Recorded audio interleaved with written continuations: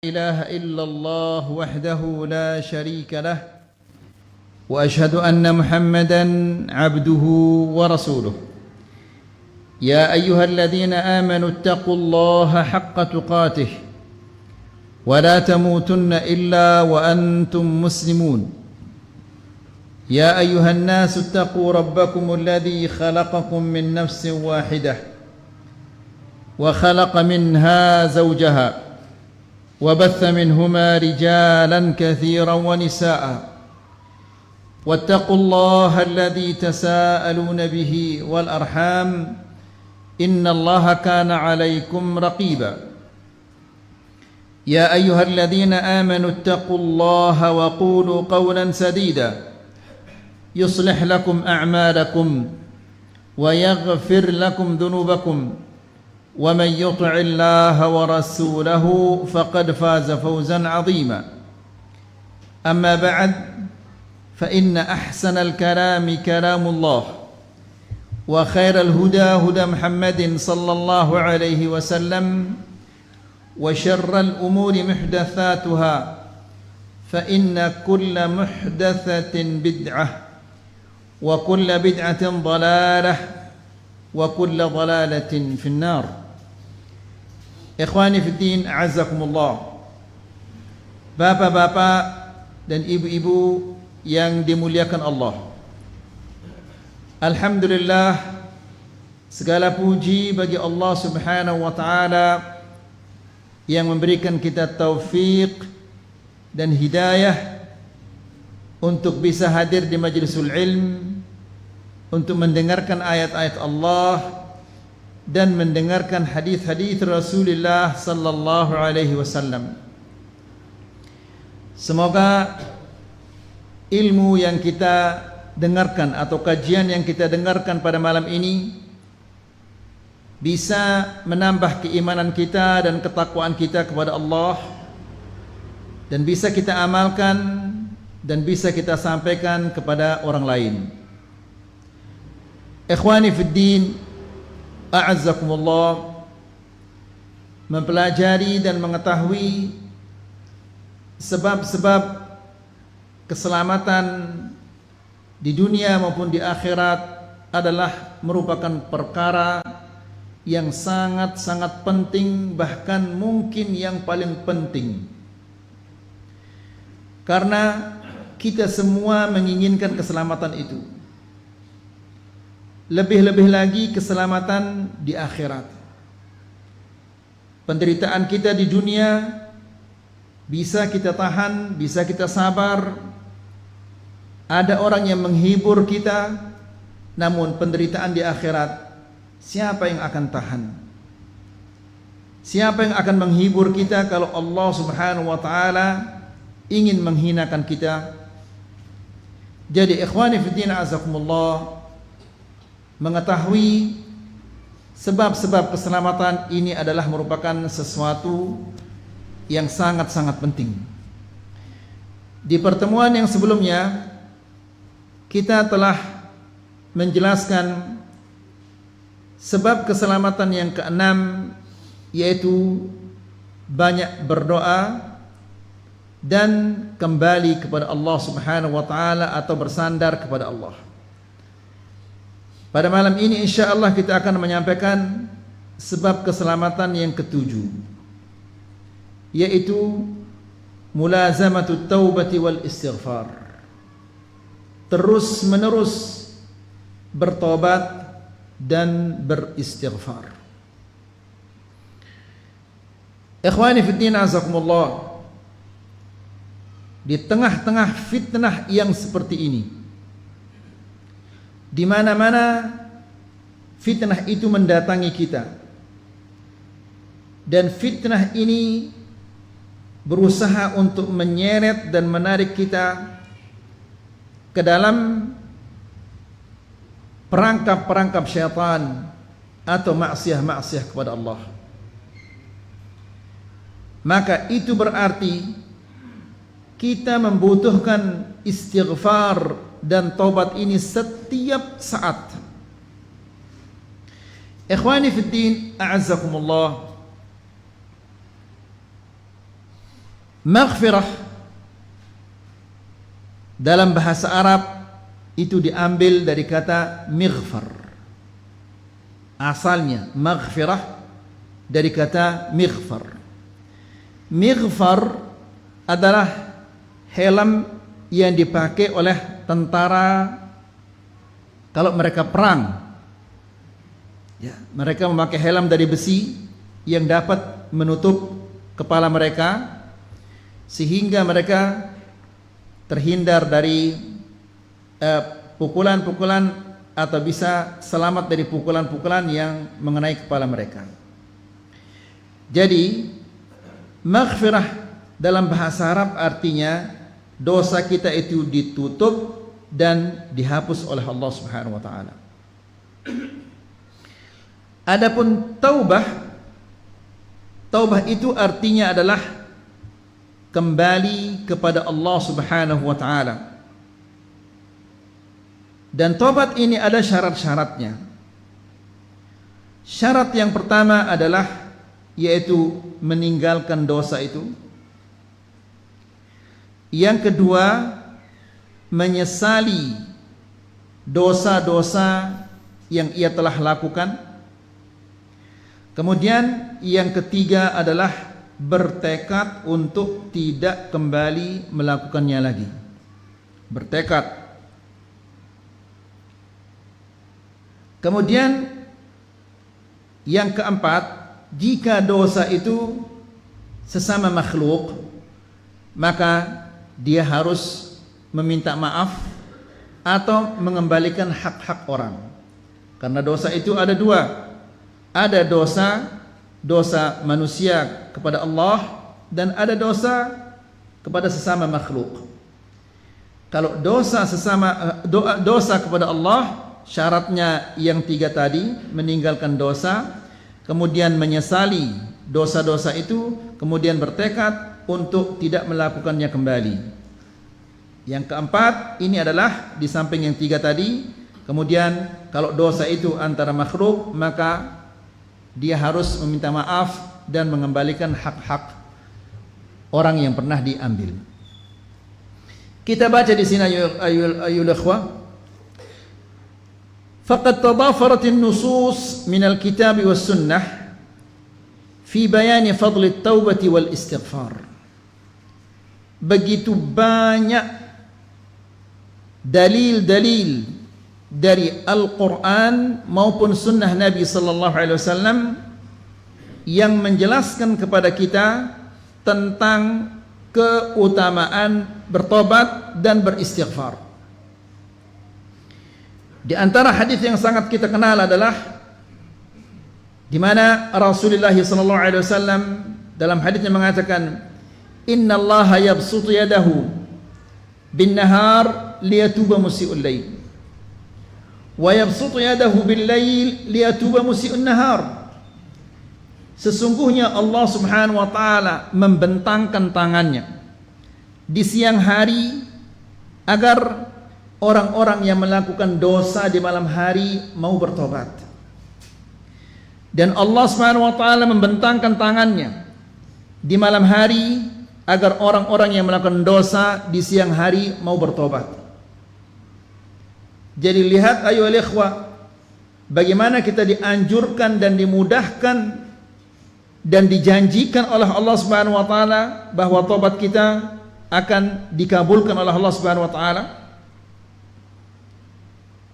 Lalu apalagi yang menghalangi kita untuk bertobat? Allah membuka tangannya, ya, yang maksudnya adalah Dia akan menerima tobat kita di siang hari, di malam hari. Mari kita bertobat kepada Allah Subhanahu wa taala. Jangan mengatakan saya tidak melakukan dosa-dosa, karena tidak melakukan apa-apa ini juga membutuhkan taubah. Ya, demikian juga banyak sekali ayat-ayat dan hadis-hadis Rasulullah SAW yang menganjurkan kita untuk beristighfar. Banyak-banyak beristighfar. Wa annahuma mujibun 'azimun lin-najati yaumil qiyamah. Dan kedua-duanya, bertobat dan beristighfar, merupakan sebab yang sangat-sangat besar untuk keselamatan seseorang di dunia dan di akhirat. ولهذا يقول الصحابي الجليل علي بن أبي طالب رضي الله تعالى عنه, oleh karena itu sahabat yang mulia Ali bin Abi Thalib radhiyallahu taala anhu, dia pernah mengatakan, perhatikan ayo ikhwah apa yang dikatakan oleh Ali bin Abi Thalib ini. Dia mengatakan, ajibtu liman yahliku wan najatu ma'ahu. Aku heran ada orang-orang yang binasa padahal sebab keselamatan itu dia miliki. Apa sebab-sebab keselamatan itu? Tobat dan beristighfar. Ya, dia heran, kok ada orang yang bisa binasa di dunia dan di akhirat sementara sebab keselamatan itu dia miliki dan sangat-sangat mudah. Ya, mengatakan astaghfirullah 100 kali atau 1000 kali tidak akan keluar keringat kita. Bertobat kepada Allah Subhanahu wa taala 100 kali atau 1000 kali tidak akan mengeluarkan keringat kita. Ya. Lebih dari itu juga begitu mudah.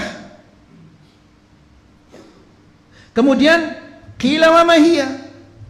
Lalu ditanya, Ali bin Abi Thalib ditanya, apa yang engkau maksud wahai Ali? Apa yang engkau maksud dengan sebab keselamatan itu dia miliki? Dia mengatakan al-istighfar, yaitu istighfar.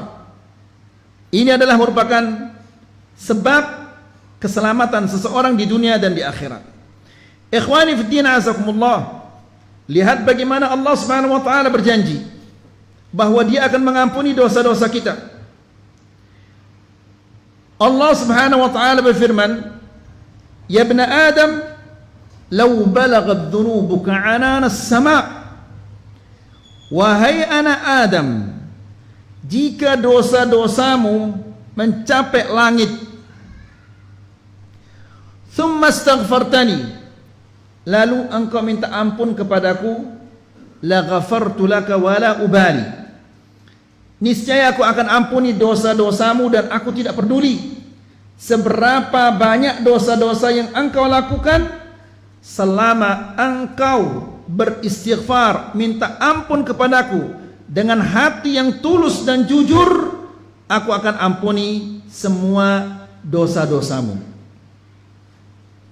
Ya. Jadi ikhwani fi din azakumullah, jadi apa alasan seseorang untuk tidak beristighfar kepada Allah? Apa alasan seseorang untuk tidak mau bertobat kepada Allah? Ya, padahal seandainya rumahnya di ujung jalan sana, di ujung gang itu, dari sejak dia keluar dari masjid, kemudian dia beristighfar kepada Allah Subhanahu wa taala, berapa kali dia bisa beristighfar?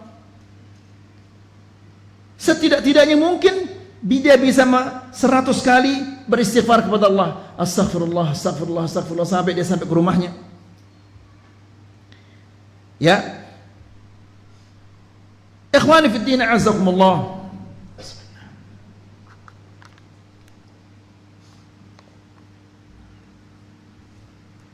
lihatlah hadis yang luar biasa ini. Allah Subhanahu wa taala berfirman, "Adznaba 'abdi dzamban." Hambaku telah melakukan dosa. Faqal, lalu hamba ini mengatakan, "Ay Rabbi, adzabtu dzamban." Ya Allah, aku telah melakukan dosa. Allahumma ighfir li dzambi. Ya Allah, ampunilah dosa-dosaku. Lihat ikhwani fiddin azakumullah, karena ucapan ini tulus dari dalam hatinya, ya, dan begitu besar harapannya dosanya diampuni oleh Allah Subhanahu wa taala, maka Allah Subhanahu wa taala langsung menjawab ucapannya itu. Allah Subhanahu wa taala mengatakan adznaba abdi dzamban. Hambaku telah melakukan dosa. Fa'alima anna lahu rabban yaghfiru dzamba wa ya'khudhu bidzambi. Hambaku telah melakukan dosa. Dia tahu bahwa dia memiliki Tuhan, memiliki ilah yang mengampuni dosa-dosa dan menyiksa atas dosa-dosa. Maka Allah Subhanahu wa taala mengatakan, ghafartu li'abdi. Aku telah mengampuni dosa-dosa hambaku ini. Namun karena dia adalah manusia biasa, syaitan menggodanya dari depan, dari belakang, dari kiri, dari kanan, dari atas, dari bawah, dan dia juga punya hawa nafsu. Ya, kembali lagi dia melakukan dosa itu. Nyesel lagi dia mengatakan, ay Rabbi adznabtu dzamban faghfirli. Ya Allah, aku telah melakukan dosa, ampunilah dosa-dosaku ya Allah. Maka kata-kata ini lagi-lagi keluar dari hatinya yang tulus. Maka Allah Subhanahu wa taala langsung menyambut ucapan ini dengan mengatakan, adznaba abdi dzamban fa'alima anna lahu rabban yaghfiru dzamba wa ya'khudhu bidzambi.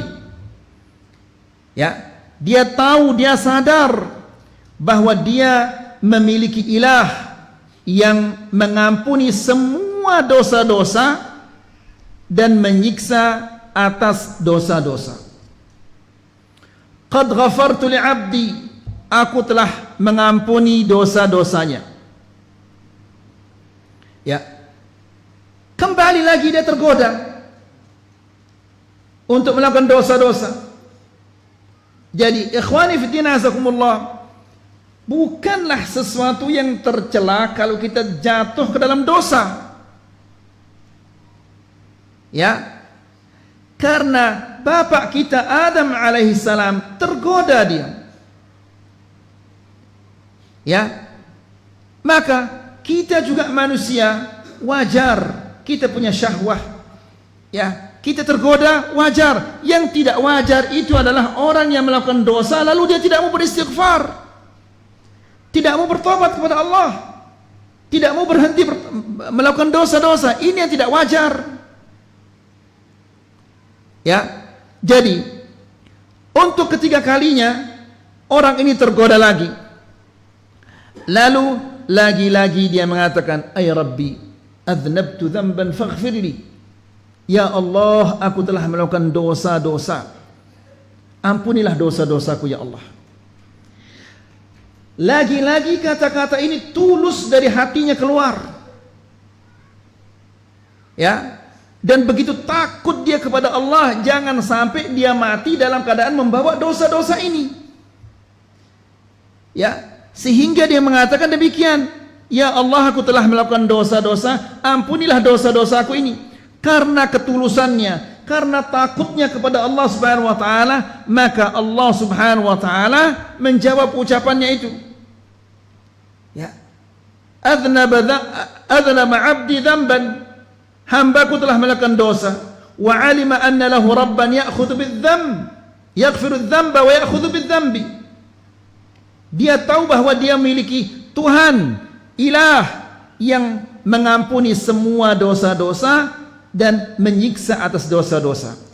Di ketiga kalinya Allah Subhanahu wa taala, qad ghafartu li'abdi, aku telah mengampuni dosa-dosanya, i'mal ma syi'ta qad ghafartu laka. Lakukanlah apa yang kamu inginkan, sesungguhnya aku telah mengampuni semua dosa-dosamu. Ini bukan anjuran untuk melakukan dosa, tapi untuk bertobat. Maksudnya adalah selama engkau melakukan dosa-dosa, kemudian engkau beristighfar dan bertobat kepadaku, aku akan ampuni semua dosa-dosamu.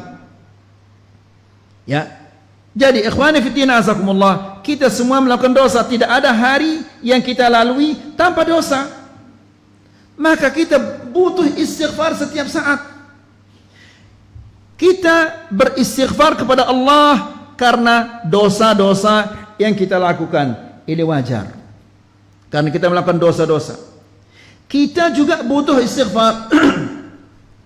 Kita juga butuh istighfar karena perintah-perintah Allah yang kita tidak lakukan. Ya. Ketiga, kita butuh juga istighfar karena perintah-perintah Allah Subhanahu wa taala yang kita lakukan, namun kita melakukannya dengan cara yang tidak baik. Seperti salat itu yang kita laksanakan tadi, begitu kita assalamualaikum, assalamualaikum, langsung kita beristighfar 3 kali. Padahal kita tidak melakukan dosa. Justru kita melakukan kebaikan-kebaikan. Kita baca Quran, kita berdoa, kita berzikir. Namun begitu assalamualaikum, assalamualaikum, langsung kita beristighfar 3 kali kepada Allah Subhanahu wa taala. Kenapa? Mungkin ada kekurangan-kekurangan yang terjadi ketika kita salat. Mungkin pikiran kita melayang. Ya, mungkin ruku kita tidak bagus, atau mungkin sujud kita tidak bagus. Ya, kemudian kita butuh istighfar karena tidak melakukan apa-apa. Ya, Nabi sallallahu alaihi wasallam, kata sahabat itu, kami menghitung Rasulullah sallallahu alaihi wasallam dalam satu majlis dia beristighfar 70 kali, di riwayat yang lain dikatakan 100 kali. Padahal dia tidak melakukan dosa, tidak melakukan apa-apa.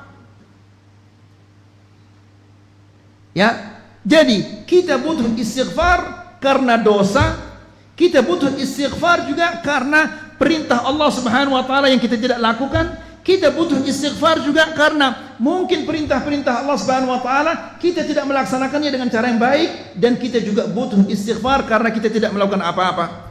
Jadi jangan mengatakan tidak perlu saya istighfar karena saya tidak melakukan dosa-dosa.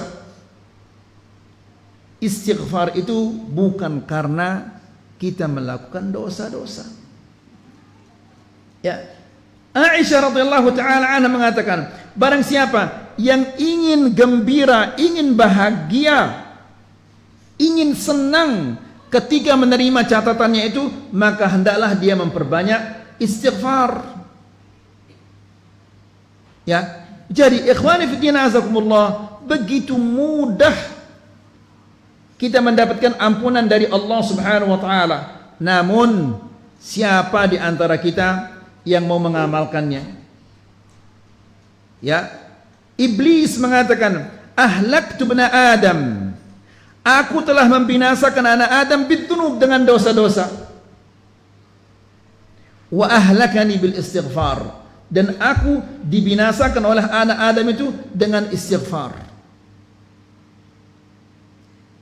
Ya. Kemudian akhwani fid din a'azzakumullah,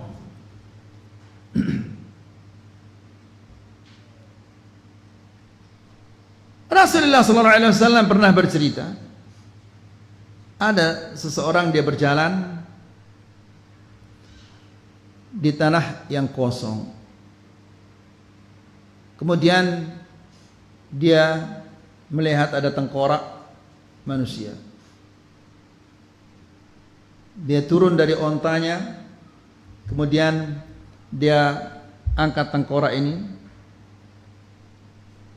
Di sana dia sadar bahwa besok saya akan seperti ini, akan mengalami, akan menjadi seperti ini, tengkorak seperti ini. Kalau saya sudah menjadi seperti ini, kira-kira diampuni enggak dosa saya nanti oleh Allah Subhanahu wa taala? Ya. Maka di situ dia mengatakan, Allahumma anta awadun bil maghfirah. Allahumma anta wa ana. Ya Allah, engkau adalah engkau dan aku adalah aku. Anta awadun bil maghfirah wa ana awadun bil dzamb. Faghfir li ya Allah. Ya Allah, engkau adalah selalu mengampuni dosa-dosa, dan aku ini selalu melakukan dosa-dosa. Ampunilah dosaku ya Allah. Nah, kata-kata ini tulus keluar dari hatinya, ya, dan dia mengucapkannya dalam keadaan sangat takut kepada Allah Subhanahu wa taala, karena kan dia mengangkat tengkorak itu. Ya, lalu dia mengatakan, nanti kalau saya seperti ini, kira-kira dosa saya diampuni oleh Allah Subhanahu wa taala atau tidak? Dia merasa ketakutan sehingga dia mengatakan kata-kata yang tadi itu. Nah, karena dia tulus dan timbul rasa hati yang penuh dengan ketakutan, maka Allah Subhanahu wa taala langsung menjawabnya. Ya abdi, anta wa ana. Engkau adalah engkau dan aku adalah aku. Anta awadun bidzambi wa ana awadun bil maghfirah. Engkau biasa melakukan dosa dan aku biasa mengampuni dosa-dosa. Aku telah mengampuni semua dosa-dosamu. Yang penting kita mau beristighfar kepada Allah Subhanahu wa taala. Kita tidak tahu kapan dosa kita akan diampuni oleh Allah Subhanahu wa taala dan seberapa banyak dosa-dosa kita akan diampuni oleh Allah Subhanahu wa taala. Kita tidak tahu itu. Yang kita tahu secara pasti bahwa kita setiap hari mengumpulkan dosa yang begitu banyak. Ini yang kita tahu. Ya, dan kita tahu dan kita yakini bahwa dosa-dosa ini membutuhkan istighfar, penghapus. Ya. Namun kita sadar atau tidak sadar, kita malas beristighfar kepada Allah Subhanahu wa taala.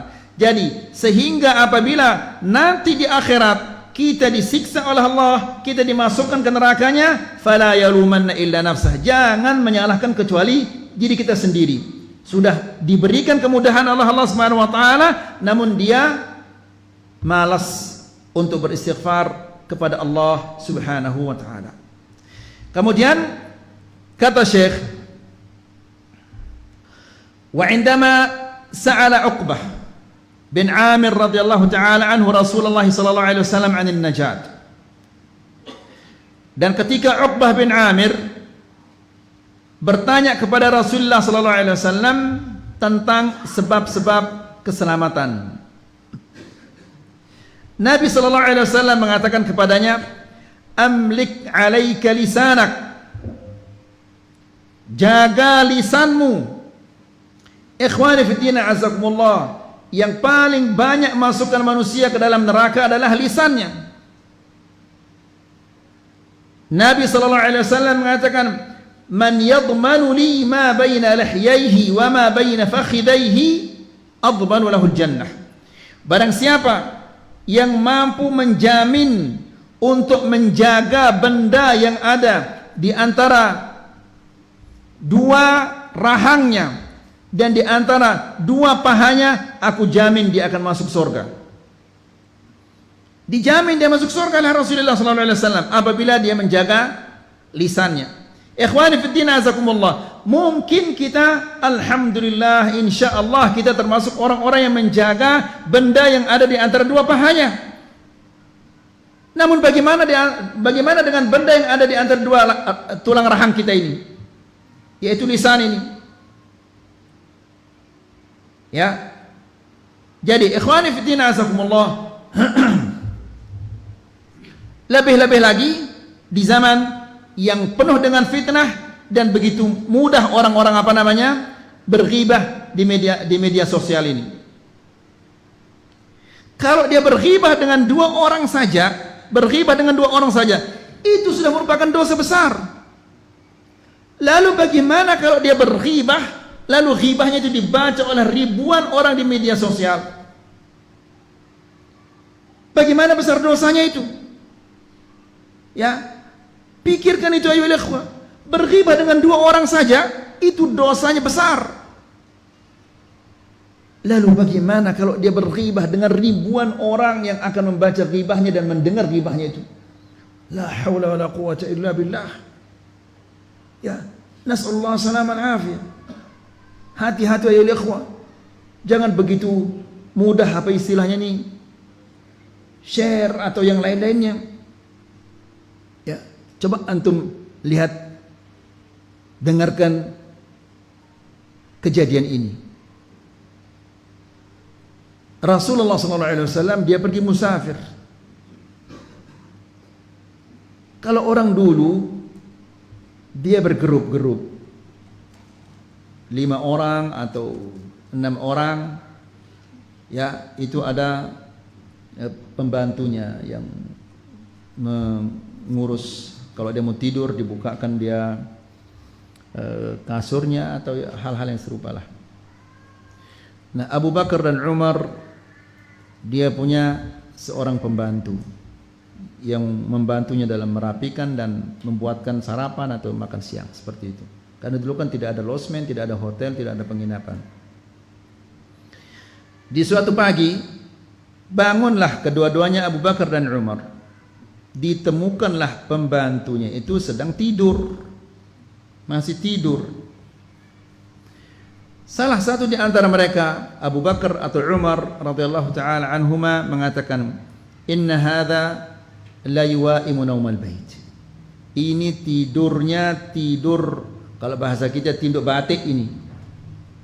Ya, yang namanya dulu kan dia tidur di atas batu, di atas apa saja.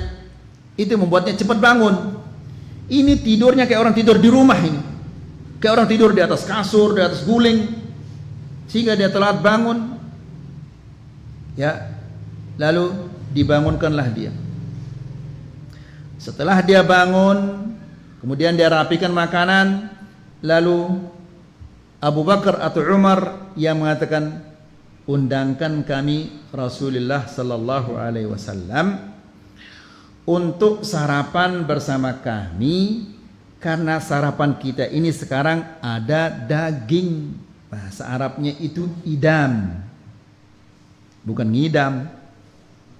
Idam, idam itu artinya lauk pauk yang ada dagingnya. Pergilah pembantu ini kemudian mengatakan kepada Rasulullah SAW, "Ya Rasulullah, Abu Bakar dan Umar mengundangmu untuk sarapan, dan sarapannya itu ada daging." Apa kata Rasulullah SAW?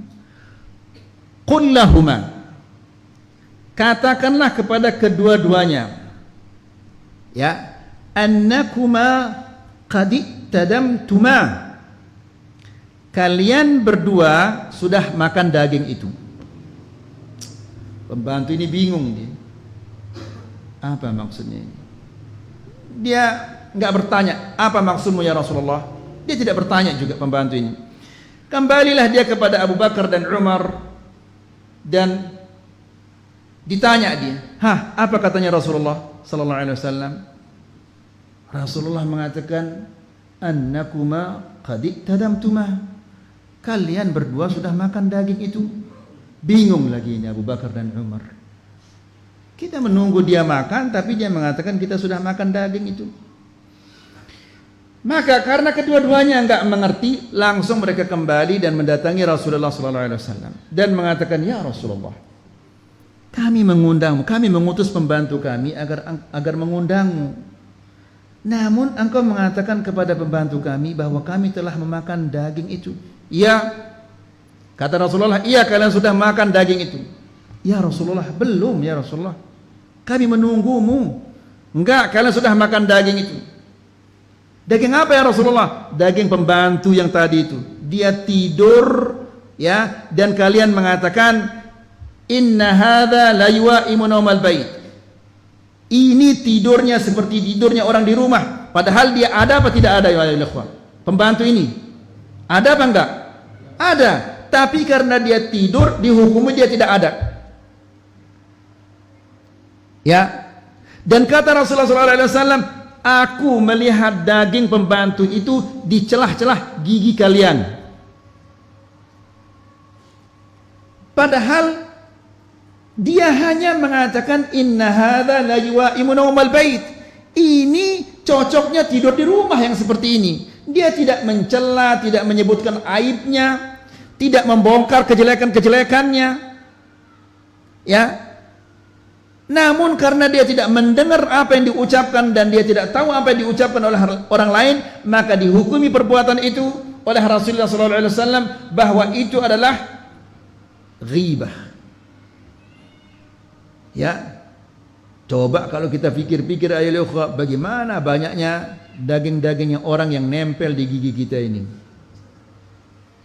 Ya, nasallallahu alaihi.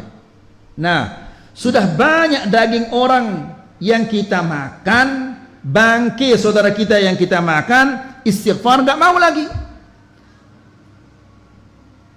Ya, kan apa katanya bahasa Indonesia itu sudah jatuh di ketiban tangga lagi. Ya, la ilaha illallah. Kemudian jadi jalan keselamatan itu adalah yang pertama, amlik alaika lisanak. Jagalah lisanmu, lebih-lebih lagi ayo ikhwan di zaman fitnah ini. Ya, hendaklah kita menjaga lisan kita.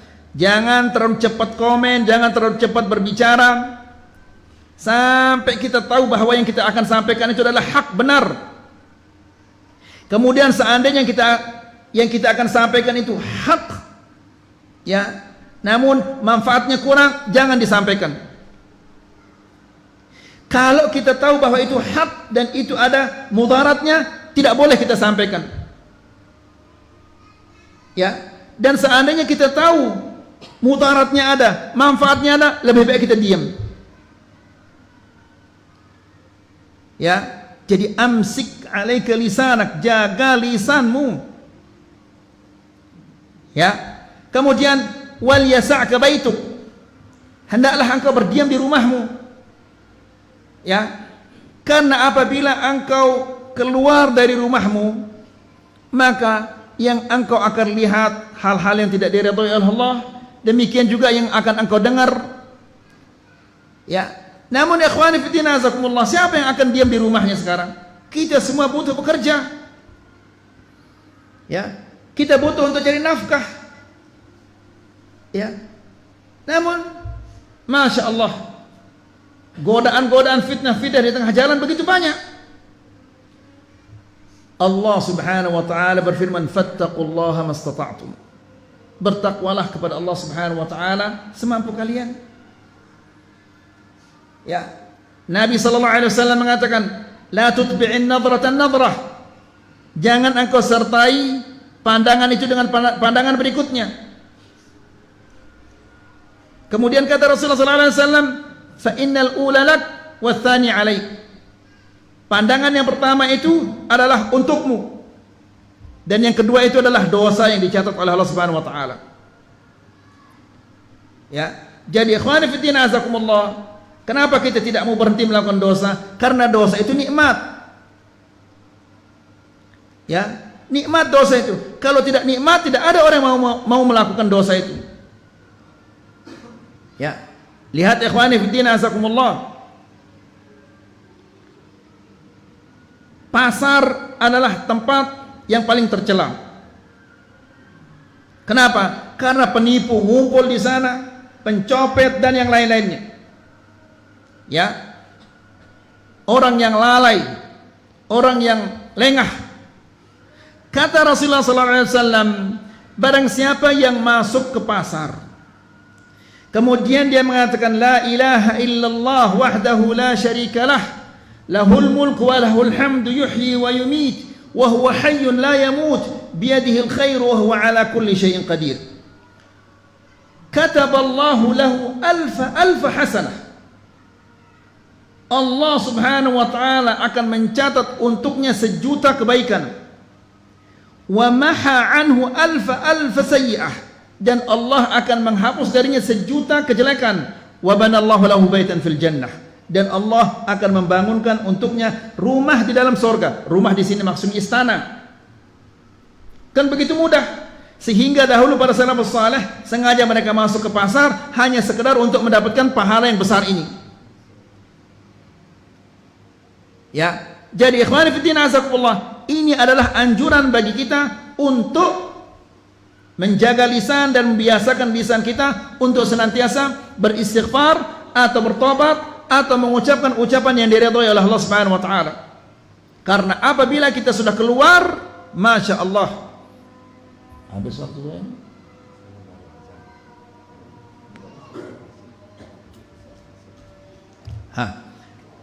Jadi wal yas'aka baituk, hendaklah engkau berdiam di rumahmu, jangan engkau keluar kecuali jika ada keperluan-keperluanmu. Dan jika engkau keluar, jagalah matamu, jagalah telingamu, jagalah lidahmu. Bagaimana kita menjaganya ini ayolah? Di depan ada akhwat, ada mak-mak atau ada wanita. Noleh ke kanan begitu, ke kiri begitu. Apakah kita harus bawa motor sambil ngeliat ke atas? Nggak bisa. Lihat bagaimana fitnah kita ini. Ikhwani fiddin azzakumullah. Nabi saja, Nabi sallallahu alaihi wasallam ketika dia duduk bersama sahabat-sahabatnya, tiba-tiba masuk, kemudian keluar dan rambutnya sudah basah. Sahabat bertanya, ya Rasulullah, ada apa denganmu? Engkau masuk kemudian rambutmu sudah basah. Apa kata Rasulullah sallallahu alaihi wasallam? Ini Rasulullah, ini bukan kita ya ikhwah.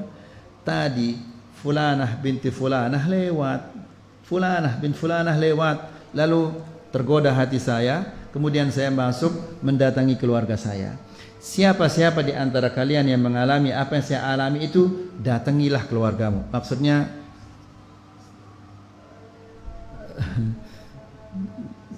menggaulilah istrinya, ya, karena apa yang ada pada wanita itu juga ada pada istrinya, ya.